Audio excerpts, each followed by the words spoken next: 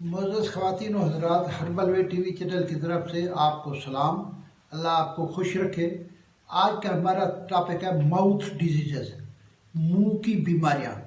मुंह की बीमारियां जो है बोलने से लोगों को पता चल जाता है कि इससे बदबू आ रही है, इसकी ज़बान मैली है। ये मुख्तलिफ बीमारियां हैं। 3 जो टॉपिक हैं जो मुंह की बीमारियां, इसके बारे में मैं लेक्चर अभी दे रहा हूँ। सबसे पहली बात मुंह की बीमारी की है कि ज़बान जो है गंदी हो जाती है, मैली हो जाती है दरमियान में से। अगर आप सुबह टमाटर और उसके साथ नमक मिलाकर खाया जाए तो ज़बान बिल्कुल साफ़ हो जाती है। दूसरी जो बात है वो है ज़बान कटने का। पान खाने की वजह से या बालों का दांतों के नीचे ज़बान आ जाती है तो ज़बान कट जाती है। 4-5 लौंग मुंह में रखे जाए तो कटी हुई ज़बान जो है 2 दिनों 3 दिनों के बाद ठीक हो जाती है।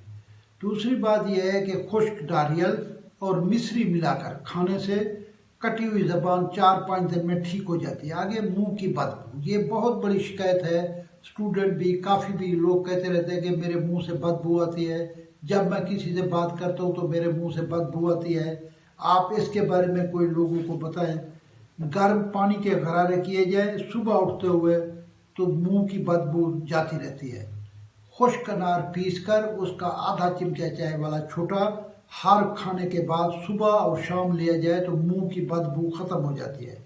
इलायची और मिलट्ठी, ये दोनों चीज़ें चबाने से मुंह की बदबू ख़त्म हो जाती है।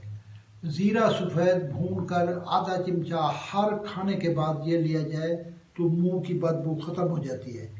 1 चिमचा अदरक का रस लेकर उसको 1 कप गर्म पानी में गरारे कराने से मुंह की बदबू ख़त्म हो जाती है। सब्ज़ धनिया जो है, ये हर खाने के बाद इनकी चटनी खाई जाए या सब्ज़ धनिया खाया जाए तो मुंह की बदबू ख़त्म हो जाती है।